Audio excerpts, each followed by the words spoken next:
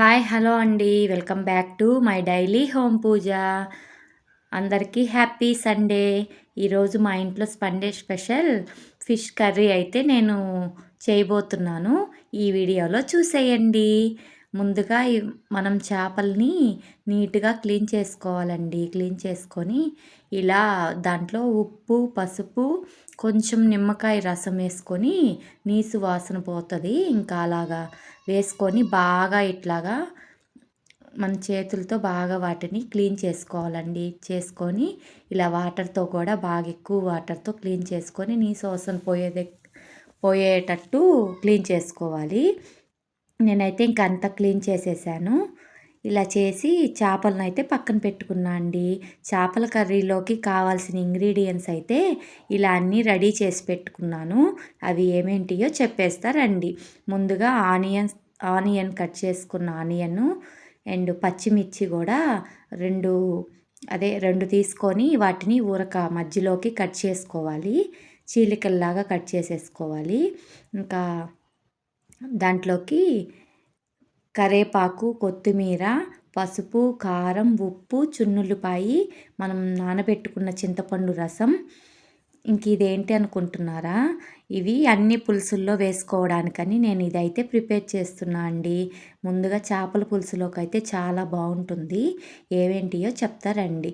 ఇవి అయితే మెంతులు, ఆవాలు, జీలకర్ర ఉంది కదా, ఆ 3 వేసి, నా దగ్గర జీలకర్ర పొడి ఉందని ఇంకా ఆ 3 వేసేసి ఇలా మిక్సీ అయితే పట్టేసుకొని అది కూడా మనం పక్కన పెట్టుకోవాలి. ముందుగా కడాయి పెట్టుకొని ఆయిల్ వేసుకోవాలి. చేపల కర్రీకి సరిపడంత ఆయిల్ వేసుకొని ఇలా మనం ముందుగా ఆనియన్స్ తీసుకొని అవి వేగేంత వరకు కొంచెం వేగనివ్వాలి. మరీ మాడపెట్టకూడదండి. ఎందుకంటే చేపల కర్రీలోకి కొంచెం ఉడికినట్టు ద్వారగా ఏగితే సరిపోతుంది. ఇంకా మనం పచ్చిమిర్చి కూడా కట్ చేసి పెట్టుకున్న పచ్చిమిర్చిని కూడా వేసేద్దాం. వేసేసి నెక్స్ట్ కరివేపాకు వేద్దాం. ఇంకా కరివేపాకు కొంచెం అవన్నీ వేగిన తరువాత ఇంకా మనం చిన్నులపాయలు అవి తోలు తీసి పెట్టుకొని పక్కన పెట్టుకోవాలి. అవి వేస్తే చాలా బాగుంటుందండి. మంచి వాసన వస్తుంది చిన్నులపాయ ఫ్లేవరు. పులుసుల్లో చిన్నులపాయలు ఇలా అదే వేస్తే తినేటప్పుడు చాలా బాగుంటుందండి. ఇంకా పసుపు వేసుకోవాలి. ఇలా వేసుకొని కొంచెం బాగా వేగిన తర్వాత మనం క్లీన్ చేసి పెట్టుకున్న చేపలనైతే ఇలాగా నీట్గా ఇలా మనం పేర్చినట్టు పెట్టుకోవాలండి. చేపల కర్రీకి మెయిన్గా చేపల బౌల్ ఉంది కదా, అది ఫ్రీగా ఎడల్పుగా ఉంటే చాలా బాగా వస్తుందండి కర్రీ అయితే.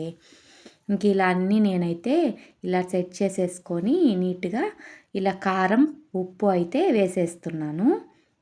ఇంకా ఇలా వేసిన తర్వాత మనం చింతపండు రసము ఇలా నానబెట్టుకొని నీట్గా నేనైతే క్లీన్ చేసుకొని నీట్గా ఆ రసం మొత్తం అయితే పోసేస్తున్నాను. చేపల కర్రీలో కావాల్సినంత చింతపండు అయితే తీసుకొని పోసేసి ఇలా అయితే ఉడుకుతుందండి. చూస్తుంటేనే నోరూరుతుంది కదా. మీరు కూడా ఇలా ట్రై చేయండి. చాలా బాగుంటుంది. ఏమి మసాలాలు లేకుండా ఇదైతే చాలా బాగుంటుందండి. 2 డేస్ అయినా ఈ కర్రీ పాడవదు.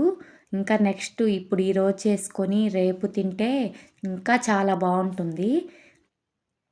ఇంక ఇలా అయితే ఉడుకుతూ ఉంది. ఇంకా ఒక పొయ్యి మీద నేనైతే రైస్ కూడా పెట్టేస్తున్నాను. ఇలా రైస్ కూడా పెట్టేసి 2 అయితే ఉడికిపోతూ ఉన్నాయండి. చేపల కర్రీ కూడా గుమగుమలాడుతూ ఉంది. ముందుగా మెయిన్గా మనకి చేపల కర్రీలోకి కొత్తిమీర, చున్నులపాయలు బాగా ఇంపార్టెంట్గా వేసుకోవాలి. ఎందుకంటే అవే కొంచెం బాగా ఫ్లేవర్గా బాగా మంచి స్మెల్తో బాగుంటుంది. అలా అయితే నేను చేపల కర్రీ అయితే చేసేసానండి. ఈజీ ప్రాసెస్లో చేపల కర్రీ మీరు కూడా ట్రై చేసి కామెంట్ బాక్స్లో కామెంట్ చేయండి. ఇంకా ఇదైతే చాలా బాగా కుదిరింది చేపల కర్రీ. ఇంక మేము అన్నం కూడా సర్వ్ చేసేసుకుంటున్నాము. అన్నంలో కూడా ఎలా ఉందని టేస్ట్ చేద్దామని నేనైతే సర్వ్ చేసుకుంటున్నా అండి. ఇంకా తింటుంటే చాలా అయితే బాగుంది. చాలా బాగుంది. చిక్కగా అసలు ఇంకా రేపు తెల్లారైతే చాలా బాగుంటుందండి.